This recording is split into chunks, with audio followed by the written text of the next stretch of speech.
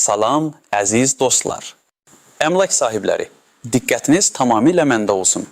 Bugün sizinlə danışacağım mövzu həqiqətən də hər bir ev, mənzil, torpaq sahəsi və ya digər daşınmaz əmlak sahibini birbaşa maraqlandıran, hətta bəzilərinizin yuxusunu ərşə çəkən olduqca kritik məlumatları əhatə edəcək. Yeni qəbul olunmuş qanunlar və onlara edilən əlavələr sizin əmlakınızla bağlı hüquqlarınızı, öhdəliklərinizi və hətta gələcək planlarınızı tamamilə dəyişə bilər. Bu məlumatları bilməmək ciddi problemlərə, külli miqdarda cərimələrə, vaxt itkisinə və hətta mülkiyyət hüquqlarınızın müəyyən dərəcədə məhdudlaşdırılmasına səbəb ola bilər. Ona görə də sizdən xahiş edirəm ki, bu videonu axıra qədər diqqətlə izləyin, hər bir detala diqqət yetirin, çünki hər sözünüzün qızıl qədər dəyəri var. Hələ kanala abunə olmamısınızsa, indi bu düyməni sıxın. Videonu bəyənin və bütün əmlak sahibi dostlarınızla paylaşın ki, onlar da məlumatlı olsunlar. Gəlin başlayaq. Yeni qanunvericilik bazası da daşınmaz əmlakın idarə edilməsi, qeydiyyatı, vergiləndirilməsi və istifadəsi ilə bağlı köklü dəyişikliklər gətirib. Əvvəllər bildiyiniz kimi bəzi əməliyyatlar və ya sənədləşmə prosesləri illərlə uzana bilərdi. Bəzi sənədlər əldə etmək çətin idi və vətəndaşlar bir çox bürokratik əngəllərlə üzləşirdilər.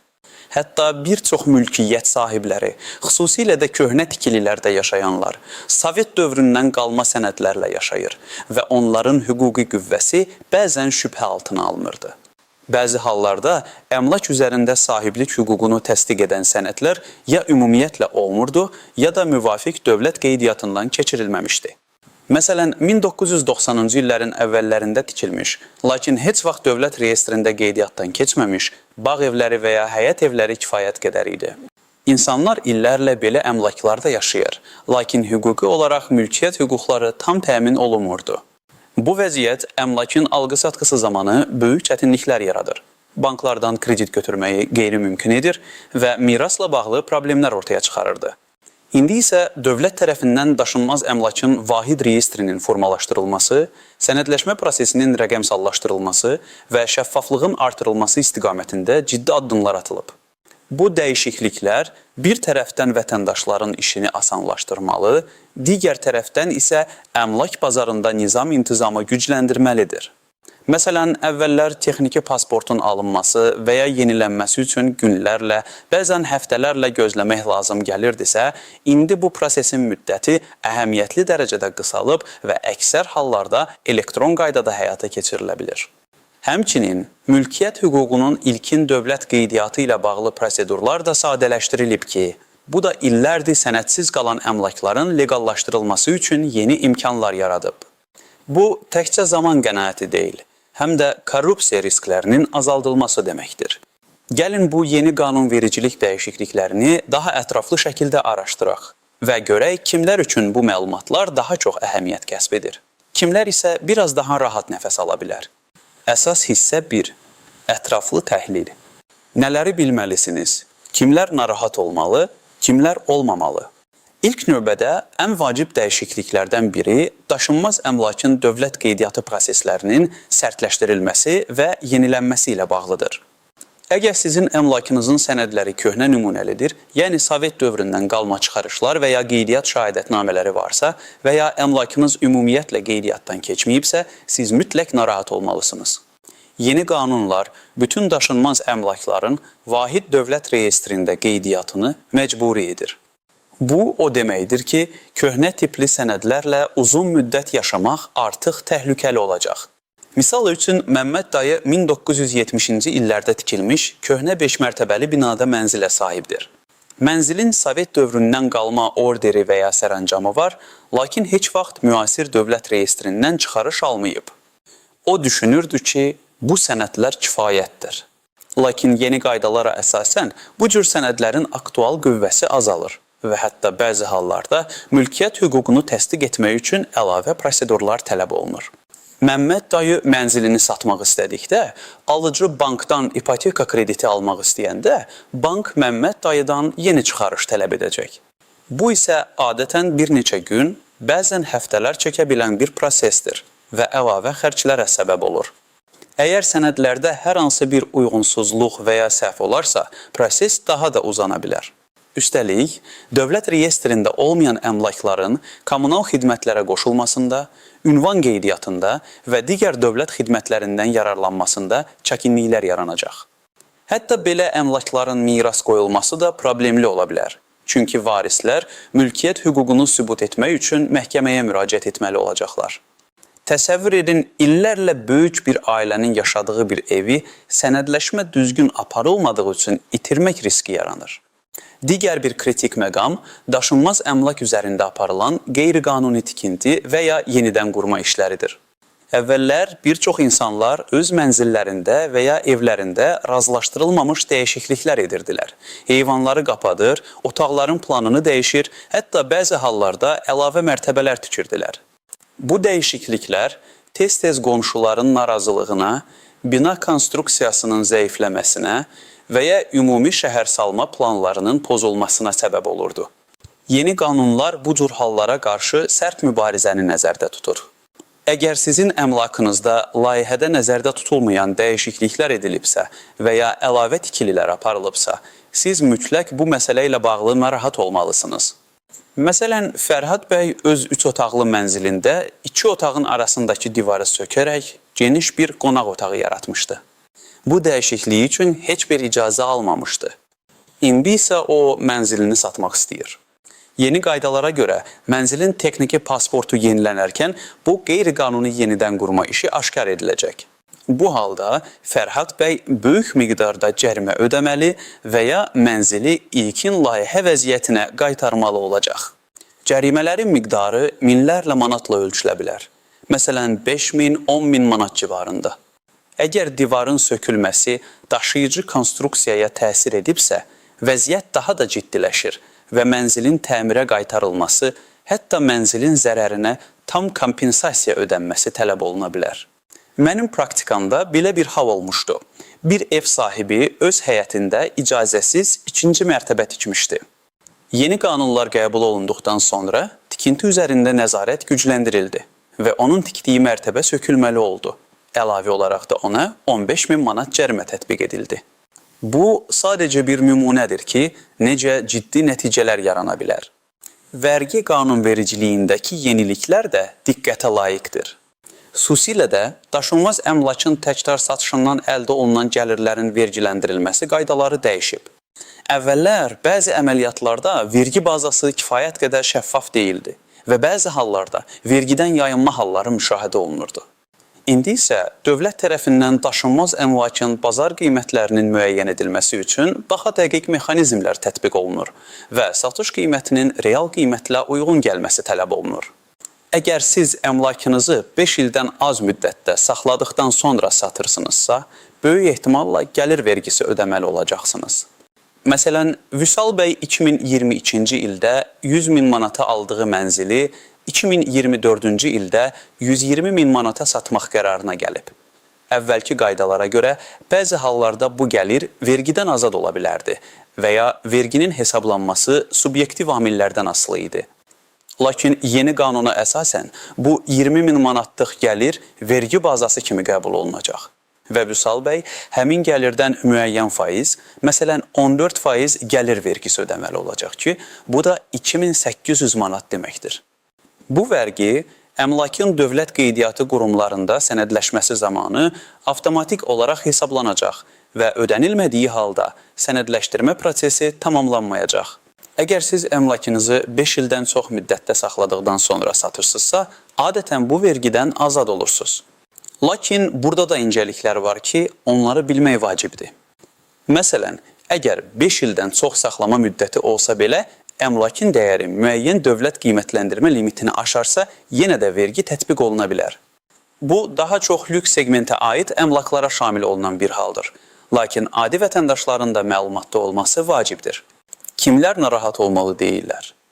Əgər sizin əmlakınız tam şəkildə dövlət reyestrində qeydiyyatdan keçibsə, bütün sənədləşmə işləri qaydasındadırsa, texniki pasportunuz yenilənibsə, mülkiyyətinizdə heç bir icazəsiz dəyişiklik və ya tikinti aparılmayıbsa və siz əmlakınızı təkrar satmaq niyyətində deyilsinizsə, yaxud da satmaq istəsəniz belə, onu 5 ildən artıq müddətdə saxlamısınızsa, onda sizin narahat olmağınıza heç bir əsas yoxdur.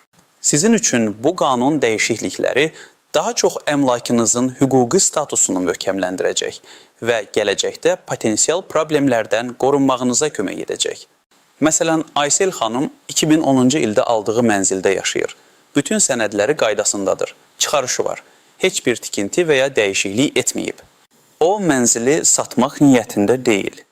Bu halda Aysel xanımın heç bir əlavə addım atmasına ehtiyac yoxdur. Onun mülkiyyət hüququ yeni qanunlarla da tamamilə qorunur.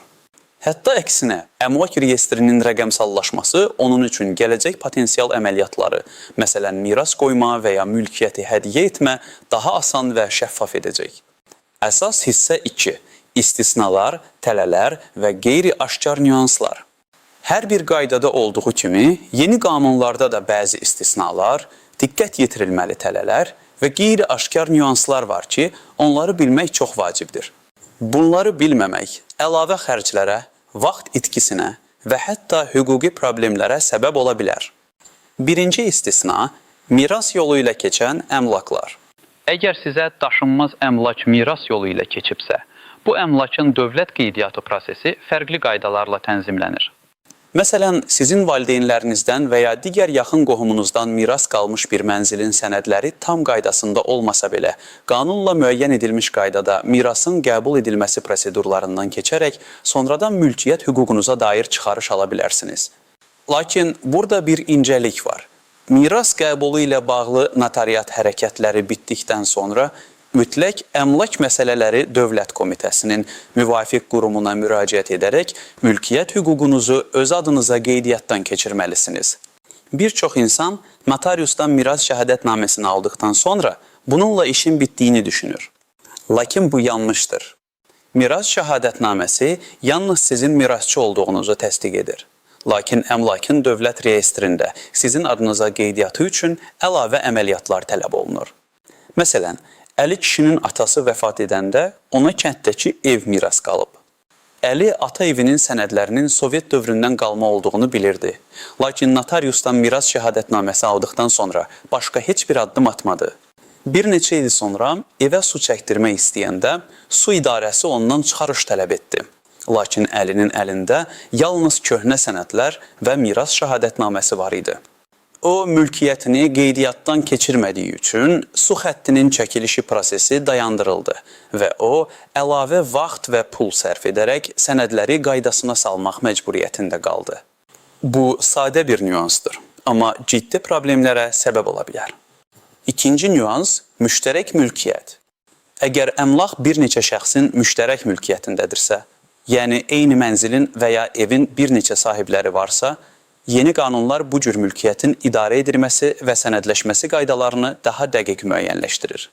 Əvvəllər, belə əmlaklarda bir sahibin razılığı olmadan digərinin hər hansı bir əməliyyat aparması çətin olurdu. İndi isə müştərək mülkiyyətçisi olan hər bir şəxsin hüquqları və öhdəlikləri daha aydın şəkildə təsbit edilib.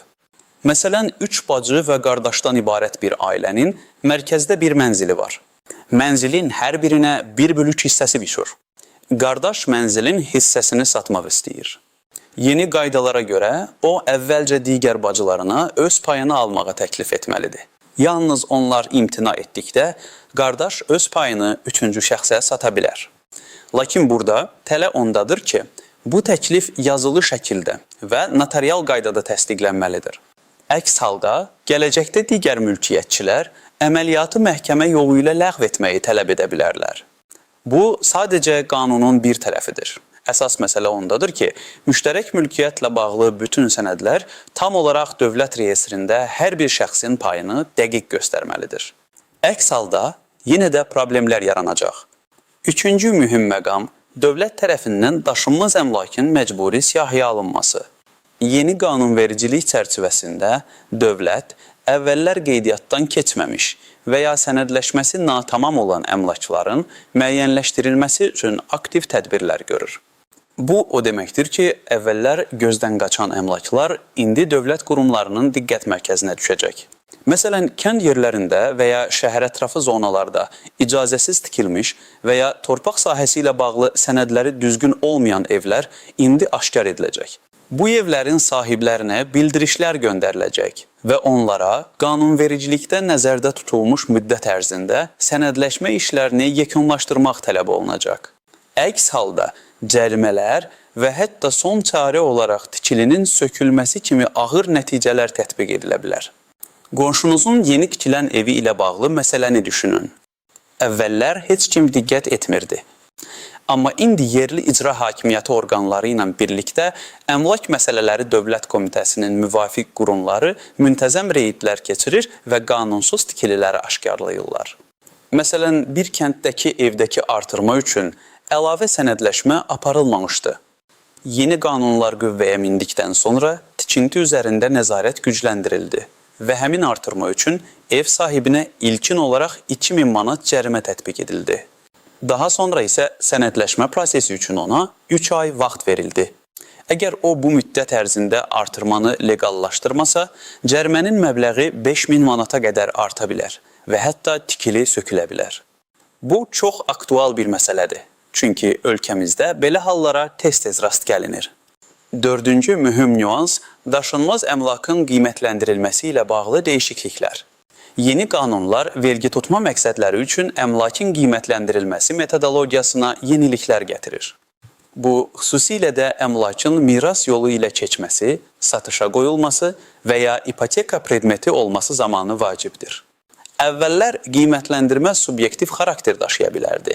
İndi isə dövlət tərəfindən müəyyən edilmiş obyektiv meyarlara əsaslanan vahid qiymətləndirmə standartları tətbiq olunur. Bu, əmlakın real bazar dəyərinin daha düzgün müəyyən edilməsinə kömək edir. Məsələn, siz mənzilinizi satarkən satış müqabiləsində əmlakın dəyərini aşağı göstərməklə vergidən yayınmağa cəhd etsəniz, yeni sistem bunu avtomatik aşkar edəcək. Çünki dövlətin elektron məlumat bazasında sizin mənzilinizin yerləşdiyi rayonun, binanın, mənzilin ölçüsünün və digər parametrlərinin orta bazar qiyməti mövcuddur.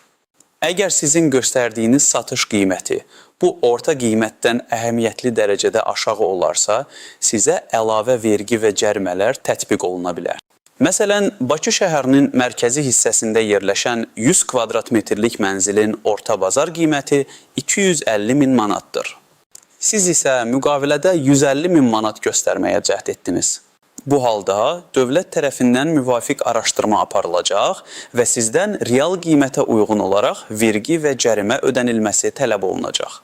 Praktiki məsləhətlər. Nələri etməlisiniz? İndi isə ən vacib hissəyə, yəni sizin praktiki olaraq nə etməli olduğunuzla bağlı konkret addımlara gəlirik. Bu addımları ardıcıl şəkildə yerinə yetirməklə siz özünüzü potensial problemlərdən qoruya, əlavə xərclərdən qaça və əmlakınızın hüquqi statusunu tam şəkildə tənzimləyə bilərsiniz. 1. Əmlakınızın sənədlərini yoxlayın və yeniləyin. İlk növbədə əlinizdə olan bütün əmlak sənədlərini, yəni çıxarışı, texniki pasportu, orderi, sərəncamı və ya digər mülkiyyət hüququnu təsdiq edən sənədləri diqqətlə nəzərdən keçirin. Əgər sizdə Sovet dövründən qalma sənədlər varsa və ya əmlakınız ümumiyyətlə dövlət reyestrində qeydiyyatdan keçməyibsə, mütləq Əmlak Məsələləri Dövlət Komitəsi yanında Daşınmaz Əmlakın Dövlət Reyestri Xidmətinin ərazi idarələrinə müraciət edin. Müraciət üçün aşağıdakı sənədlər tələb oluna bilər. Şəxsiyyət vəsiqəniz. Əmlakın mövcud sənədləri, əgər varsa, ərizə yerində nümunə əsasında doldurulur. Bəzi hallarda texniki inventarizasiya işlərinin aparılması üçün əlavə sənədlər və ya ödənişlər tələb oluna bilər. Məsələn, əgər sizin eviniz 1990-cı illərin əvvəllərində tikilib və heç vaxt texniki pasportu olmayıbsa, mütəxəssislər gəlib yerində ölçmə işləri aparmalı və texniki pasport tərtib etməlidirlər. Bu proses bir neçə gün çəkə bilər və adətən 100-200 manat civarında dövlət rüsumu tələb olunur. Müraciətiniz qəbul edildikdən sonra sizə müvafiq qəbz veriləcək və sənədləşmə müddəti barədə məlumat veriləcək. Adətən çıxarışın verilməsi 7-15 iş günü çəkir, lakin sürətləndirilmiş xidmətlərdə mövcuddur. 2. Əmlakınızda icazəsiz dəyişikliklər olub-olmadığını yoxlayın və legallaşdırın. Əgər mənzilinizdə divarın yeri dəyişdirilib, eyvan qapadılıb, otaqlar birləşdirilib və ya digər rekonstruksiya işləri aparılıbsa və bununla bağlı rəsmi icazə sənədləriniz yoxdursa, siz mütləq bu məsələni həll etməlisiniz. İlk addım olaraq, müvafiq memarlıq və şəhərsalma orqanına, yəni yerli icra hakimiyyətinin şəhərsalma və memarlıq şöbəsinə müraciət edin. Sizə həmçinin daşınmaz əmlakın dövlət reyestri xidmətinə də müraciət etmək lazım gələcək. Müraciət üçün tələb olunan sənədlər: şəxsiyyət vəsiqəsi, əmlakın mövcud sənədləri, çıxarış, texniki pasport, layihə dəyişikliklərinin sxemləri, əgər varsa, ərizə. Müraciətinizə əsasən, mütəxəssislər əmlakınızın vəziyyətini yerində araşdıracaq. Aparılan dəyişikliklərin konstruksiyaya və binanın ümumi vəziyyətinə qiymətləndirəcəklər. Əgər dəyişikliklər təhlükəsiz və qanunvericiliyin tələblərinə uyğundursa, sizə legallaşdırma üçün icazə verilə bilər. Bu halda siz müvafiq dövlət rüsumunu ödəməli və yenilənmiş texniki pasport almalısınız. Bəzi hallarda dəyişikliklərin miqyasından asılı olaraq qiymətləndirmə komissiyasının rəyi tələb oluna bilər. Bu proses bir neçə həftədən bir neçə aya qədər uzana bilər və xərclər dəyişikliklərin miqyasından asılı olaraq 500 manatdan 5000 manata qədər ola bilər. Əgər dəyişikliklər təhlükəli hesab edilərsə, sizdən mənzili ilkin vəziyyətinə qaytarmaq tələb olunacaq. 1 period. Vergi öhdəliklərinizi yoxlayın. Əgər siz yaxın 5 il ərzində əmlak satmısınızsa və ya satmağı planlaşdırırsınızsa, vergi öhdəliklərinizi dəqiqləşdirmək üçün Vergilər Nazirliyinə müraciət edin və ya elektron vergi xidmətlərindən istifadə edin. Xüsusilə də əmlakı 5 ildən az müddətdə saxladıqdan sonra satırsınızsa, əldə etdiyiniz gəlirdən vergi ödəməli olacağınızı unutmayın.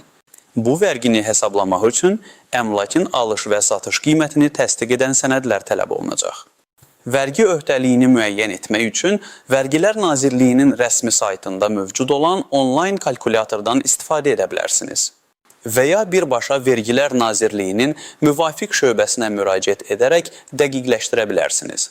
Bu məlumatları əvvəlcədən bilmək, əmlak satışından əvvəl planlama aparmağınıza və gözlənilməz xərclərdən qaçınmağınıza kömək edəcək. Müştərək mülkiyyət üçün.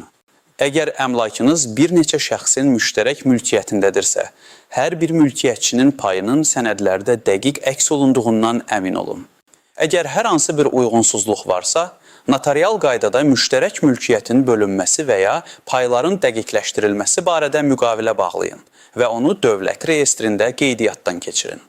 Bu, gələcəkdə potensial mübahisələrdən qaçmağa kömək edəcək. 5.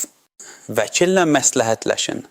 Əgər sizin vəziyyətiniz mürəkkəbdirsə, məsələn, əmlak üzərində hüquqi mübahisə var, sənədləşmə prosesi çətinliklərlə müşayiət olunur və ya siz icazəsiz tikilinin legallaşdırılması ilə bağlı çıxılmaz vəziyyətdəsiniz, mütləq daşınmaz əmlak hüququ üzrə ixtisaslaşmış vəkillə məsləhətləşin.